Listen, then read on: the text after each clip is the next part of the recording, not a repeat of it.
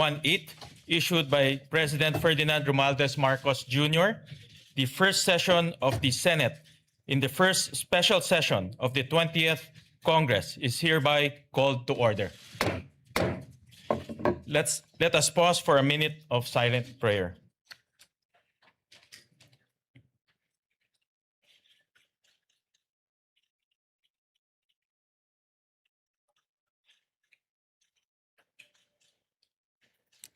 Amen.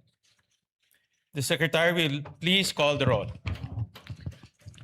The Honorable Senator Aquino, Senator Cayetano Alan, Senator Cayetano Pia, Senator De La Rosa, Senator Ejercito, Senator Escudero, Senator Estrada, Senator Go, Senator Ontiveros, Senator Lacson, Senator Lapid, Senator Legarda, Senator Marcoleta, Senator Marcos, Senator Padilla, Senator Pangilinan, Senator Soto III, Senator Tulfo Erwin, Senator Tulfo Rafi, Senator Villanueva, Senator Villar Camille, Senator Villar Mark, Senator Zubiri, Senate President Pro Tempore Gatchelian.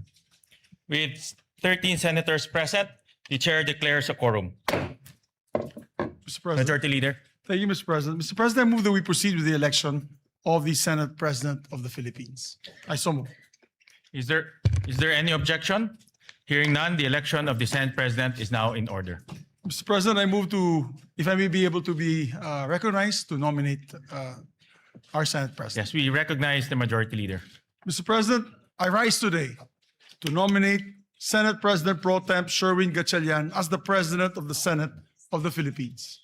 Throughout his public service career as member of the House of Representatives, as mayor of Valenzuela City, and as senator, he has consistently proven his competence, his effective leadership, and his unparalleled work ethic. Siya nga po palagi ang nagsasara ng Senado, staying late in his office even after adjournment. As a matter of fact, Mr. President,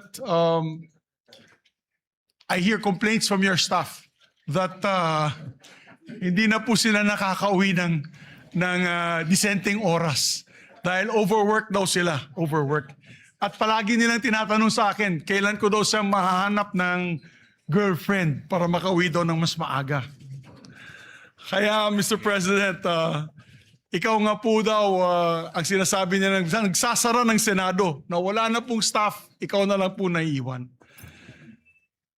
And that just shows your dedication, Mr. President, on how hardworking you are in preparing for the days ahead.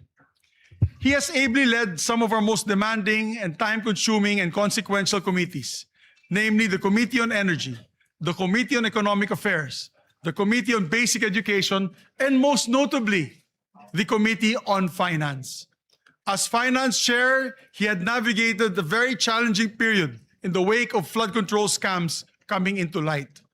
But he led the Finance Committee with great resolve, spearheading unprecedented initiatives to ensure accountability and transparency in the national budget. I believe that this last budget, my dear colleagues, was one of the most transparent in recent history. As a matter of fact, whatever projects that we wanted to insert or amend into the budget, we had to come up with voluminous requirements and documents coming from the agencies themselves and the receiving bodies like the LGUs. And that was the request, not just the request, it was the demand of then Finance Chair Wing Gatchelian. He's the leader that the Senate needs in this time of division and disarray, and he has done this before. I know he'll be able to rise above the fray and lead us back to our principal function, which is to attend to the work of legislation. I have every confidence that as Senate President, he'll be able to set the institution back on the right path, guided by the highest standards of service, integrity, and morality. To my colleagues, I plead, let us elect Senate President Gatchelian and let us get back to our work in this hallowed institution. Maraming salamat po, Mr. President. And maybe we don't need to put it to a vote, Mr. President.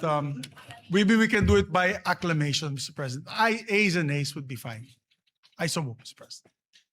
So, And I All move to those- close. There are no other nominees for Senate President. I move to close the period of nomination. Any objection? Hearing none, the nominations are closed. Therefore, Mr. President, we'd like to Therefore- congratulate. Ye, as you said, for, Yes. to vote Ayes and nays. as acclamation. All those in favor of Senator Sherwin Gatchalian as Senate President of the Republic of the Philippines, say aye. Aye.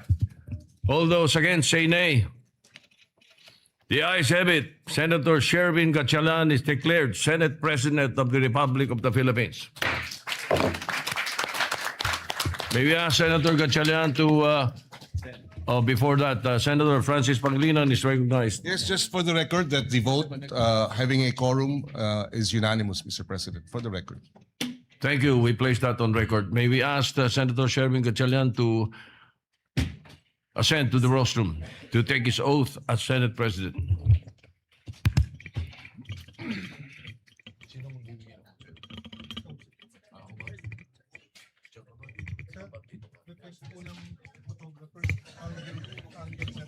For the record, Mr. President.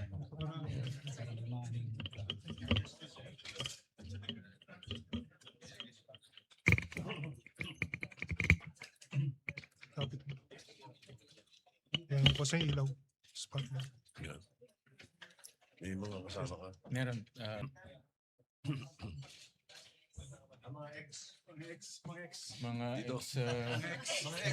Mga ex-men.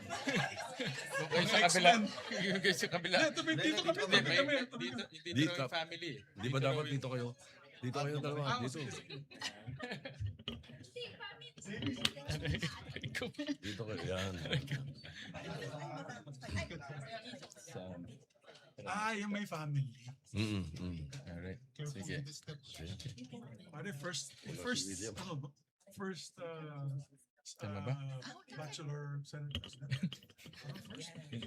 Yung iba pretending. Oh, mami mo nandyan naman.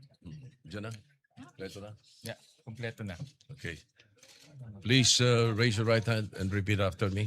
I state your name. I, Sherwin Gatchalian, Having been elected to the position of Senate President, having been elected to the position of Senate President, do hereby solemnly swear do hereby solemnly swear that I will well and faithfully discharge that I will well and faithfully discharge to the best of my ability to the best of my ability the duties of my present the position duties of my present position and of all others I may hereafter hold and of all others I may hereafter hold under the Republic of the Philippines, under the Republic of the Philippines, that I will support and defend that I will support and defend the Constitution of the Philippines, the Constitution of the Philippines, that I will obey the laws, legal orders, and decrees that I will obey the laws, legal orders, and decrees promulgated by the duly constituted authorities, promulgated by the duly constituted authorities, and maintain true faith and allegiance and maintain true faith and allegiance to the Republic of the Philippines, to the Republic of the Philippines, and that I impose this obligation upon myself voluntarily, and that I impose this obligation upon myself voluntarily, without mental reservation without mental reservation or purpose of evasion.